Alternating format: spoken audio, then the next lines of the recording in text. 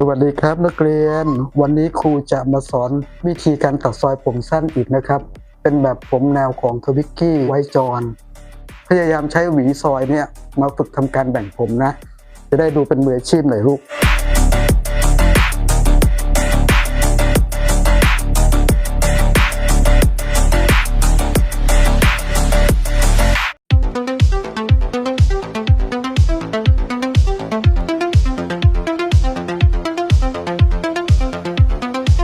จุดเริ่มต้นจะเริ่มต้นที่ข้างใบหูก่อนนะวิธีการตัดแบบนี้นะลูกครูเคยทำสอนในวิดีโอ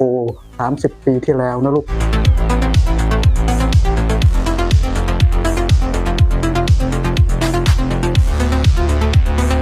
ครูจะให้เห็นชัดๆอีกมุมหนึ่งนะลูกนะ